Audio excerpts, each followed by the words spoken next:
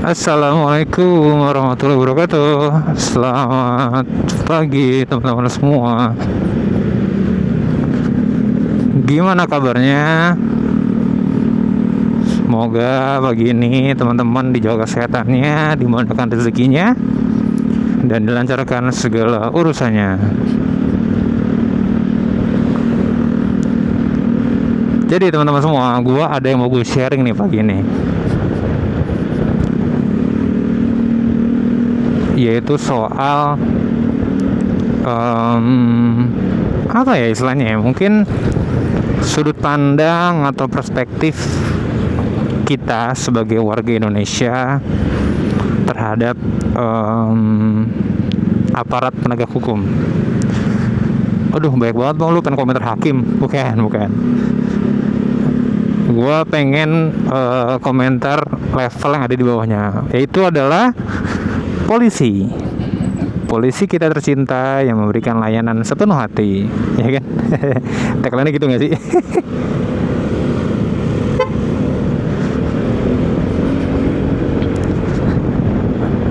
Gue tahu ini topik yang sensitif ya, dan mungkin ketika gue baru ngomong gini aja mungkin teman-teman udah bakal banyak yang pro kontranya gitu ya.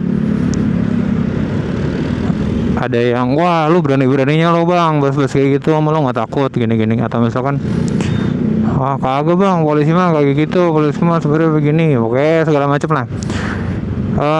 Gue nggak di-endorse polisi karena polisi bukan produk. Gimana caranya juga ya polisi endorse ya. Gue cuman mau sharing aja pengalaman gue ketika gue menjadi seorang saksi yang gue harus datang ke kantor polisi untuk diminta keterangan. Asik gak tuh? Awalnya jujur gue takut, atau lebih ke arah skeptis ya. Karena ngapain sih repot-repot gitu kan, polisi ngelakuin ini itu segala macam. Tapi motivasi gue saat itu, kenapa gue akhirnya memutuskan untuk berangkat ke kantor polisi adalah karena gue mau bantu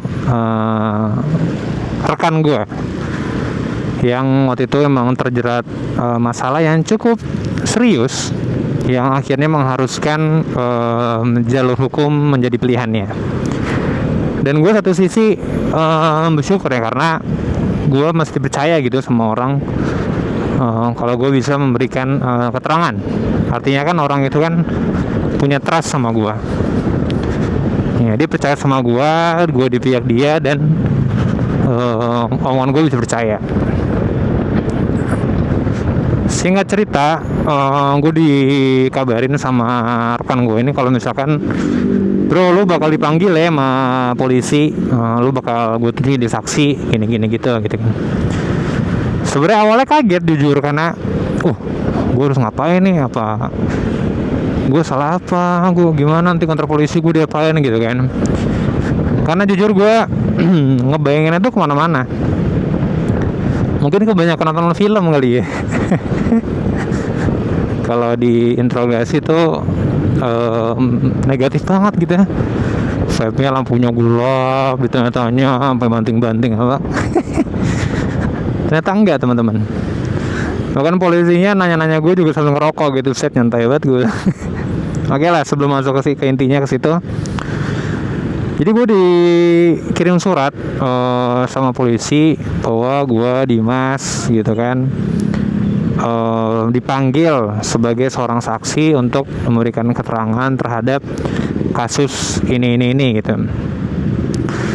Ya udah, nggak lama akhirnya gue dihubungi juga sama lawyernya rekan gue itu, dihubungin. Awal tuh gue pikir malas gue bilang kan settingan nih, ya kan. Nanti gue tuh intinya tuh gue tahu teman gue tuh nggak salah ya, tapi gue nggak mau kalau caranya itu dengan cara yang nggak bener, maksudnya kayak disetting segala macam. Cuman setelah gue jalankan ya, kita review dulu dari lawyer ya. Ternyata lawyer itu dia, kalau pengalaman gue ya, gue nggak tahu pengalaman yang lain. Sepengalaman gue, lawyer itu sebenarnya membantu untuk mempertegas, memperjelas alur cerita apa yang terjadi. Dan dia itu akan konfirmasi ke kita, lu mau nggak ngomong kayak gini, lu mau nggak ngomong kayak gini. Tapi jadi sebenarnya apapun yang keluar dari mulut kita itu keputusan kita, bukan apa yang mau lawyer itu mau gitu. Kalau misalkan lawyer itu tujuannya memang hanya untuk menang, berarti kan dia akan menghalalkan segala cara kan. Tapi dia tuh konfirmasi dulu, bang, lu mau nggak kalau misalkan ngomong kayak gini, nih ngomongnya gini. Nggak semuanya gue langsung terima teman-teman, karena gue skeptis juga, karena gue nggak mau bohong gitu kan. Tapi ternyata setelah gue belajar lagi, sebenarnya itu memang sebuah fakta. Dia cuma ngajarin gimana cara menyampaikan fakta yang benar, cara yang jelas, lugas, singkat, padat gitu. Karena polisi itu nggak suka yang bertele-tele. Ya udah, akhirnya dengan bukti-bukti yang ada ditampilin, oh iya benar gitu kan. Gue bilang oke, gue bersedia untuk ngomong kayak gini gitu. Memang bahasa kasarnya menggiring ya, tapi menggiring dengan cara yang halus dan dengan ada bukti ya. Dan gue mengiyakan itu juga, memang bukti itu beneran ada gitu. Ya udah, akhirnya gue mau lah, gue ngomong kayak gini. Nah, dia ajarin tuh ceritanya tuh gini, runtutnya awalnya tuh gini, seperti ini. Terus dia juga ngasih tahu wanti-wanti kayak, lu jangan ngomong gini, jangan ngomong itu gitu. Contoh ya, misalkan jangan bawa nama orang lain yang lu nggak mau dia juga jadi saksi, karena kan repot banget teman-teman ya. Wasting time ya, wasting energy. Kan gue nyebut nama nyokap gue aja, nah itu bisa nyokap gue dipanggil tuh, atau nama siapa kayak istri gue sekalian gue dipanggil. Nah, karena itu hal yang nggak perlu sebenarnya, karena lawyer itu menganggap gue aja cukup sebagai saksi, jadi nggak perlu ada saksi lain lagi gitu, karena supaya kasusnya kan bisa cepat selesai. Oke. Singkat cerita ya, akhirnya gue di briefing, gue dikasih tahu cara ngomongnya bla bla bla bla bla. Akhirnya gue datanglah ke kantor polisi. Tegang tuh kan, masih takut ya. Sebenarnya kalau nggak bersalah mah nggak usah takut ya. Lawyernya mah juga bilang, lu tuh saksi doang, lu nggak usah takut gini. Oke lah, tapi tetap aja namanya pertama kali kan. Nah, setelah masuk ditanya-tanya, bener tuh teman-teman, kayak dia tuh polisi pertanyaannya tuh tegas gitu ya. Kamu tahu masalah ini? Dia tanya. Terus gue jawab, tahu. Apa yang kamu tahu dari masalah ini? Gue lihat, saya tahu ini. Nah, pokoknya kalau selama gue jawabannya jelas,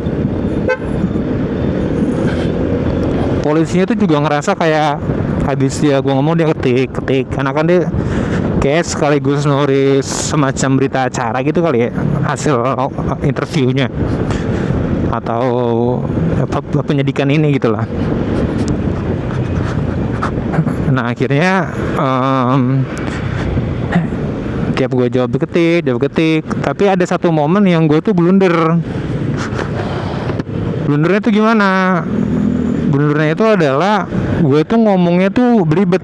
Nah, karena gue masih tegang, di sempat tuh gue akhirnya melanggar rules yang udah disampaikan sama si lawyer. Akhirnya polisi bilang, pelan-pelan aja pak, pelan-pelan, jangan buru-buru, ceritanya sedikit-sedikit aja, maksudnya yang jelas gitu ya. Jawab apa yang gue tanya, bahasa kasarnya gitu lah, lu jangan kemana-mana jawabnya. Karena saat itu pas kejadian gue lagi di sidak gitu ya, itu jadi di ruangan gitu teman-teman, yang ruangan itu kayaknya memang ruangan khusus untuk menggali kasus-kasus, banyak kasus di polisi. Ada juga tuh gue lihat di sisi ujung ruangan yang lain itu ada ibu-ibu, itu gue dengerin aja sedih banget ceritanya. Pokoknya gue nggak usah kasih tahu ceritanya apa, intinya dia tuh sampai nangis gitu kan, sampai sedih, gimana ya pak polisi gini. Gue liat polisinya pusing banget, iya bu ya. Jadi gimana ceritanya, intinya tuh kayak polisi tuh nggak butuh itu, dia cuma butuh oke, masalah di mana, salahnya apa, buktinya mana gitu loh. Sebenarnya cepet. Yang buat lama itu malah kadang karena kita terlalu bertele-tele gitu ceritanya dan kemana-mana. Oke, singkat cerita gue udah selesai dan gue punya kesimpulan ya bahwa sebenarnya nggak seserem itu kok ke kantor polisi. Tapi teman kita pasti akan pernah lah kantor polisi, misalkan contohnya buat KCK gitu ya, itu kan kantor polisi kan. Nah kalau kita orang yang biasa aja, bukan orang jahat gitu ya, bukan orang yang kriminal atau apa, ya nggak bakal ada apa juga gitu loh. Karena gue ngebayanginnya kan kalau dulu teman-teman main GTA tuh kita masuk kantor polisi udah langsung ada bintang ya kan. Padahal cuma masuk doang tuh nggak ngapain. Nah gue tuh ngerasa tuh bakal kayak gitu, ternyata nggak juga, biasa aja gitu.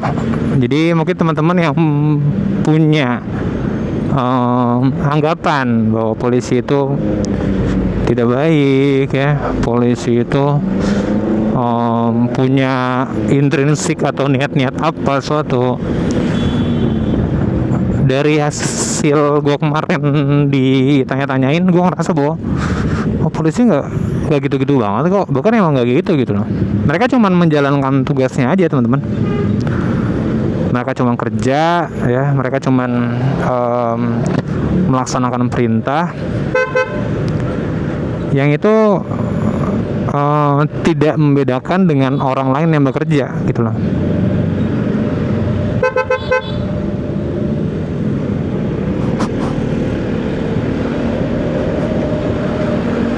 Gitu. Jadi apalagi sekarang tuh polisi udah banyak yang ngonten ya. Itu jujur lucu tau, lucu dan cerdas menurut gua. Kenapa? Karena ya zaman sekarang tuh orang itu bisa di approach dengan konten. Even sekelas gubernur aja Kang Deddy Mulyadi juga kayak gitu kan caranya. Yang dia bilang dengan hasil kontennya dia bisa mereduce biaya untuk iklan ya atau marketing itu dari awalnya kalau nggak salah 30 miliaran sampai sekarang dia cuma butuh angka keluar 8 miliar. Kan gokil ya, karena konten loh. Bisa edukasi, bisa informasi, bisa teguran, bisa mengingatkan warga. Itu jujur pinter banget. Nah, polisi menurut gua udah ada tuh, yang gue lihat di TikTok, di IG tuh udah ada tuh beberapa yang kayak gitu, dan itu pinter. Karena emang masyarakat kita bisa di-approach dengan cara itu. Kebiasaan yang senang main HP, kebiasaan yang senang rebahan, tapi tetap teredukasi, ya konten jawabannya.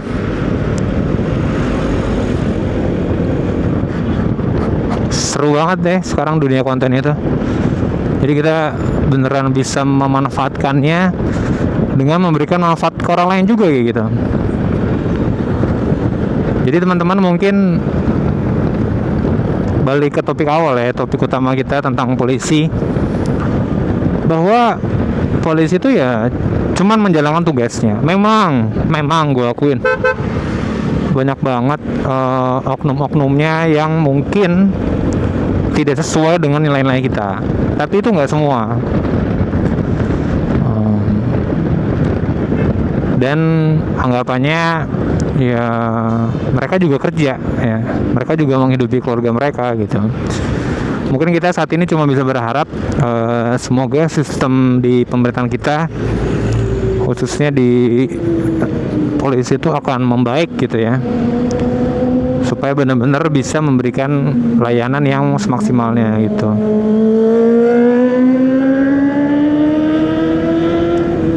Jadi mungkin itu aja teman-teman video gua kali ini. Thank you banget yang udah ngikutin gua dari awal video sampai akhir. Semoga teman-teman selalu dijaga kesehatannya, dimudahkan rezekinya, dan dilancarkan segala urusannya. Sekali lagi thanks for being here. Gua pamit undur diri. Wassalamualaikum warahmatullahi wabarakatuh. Bye bye.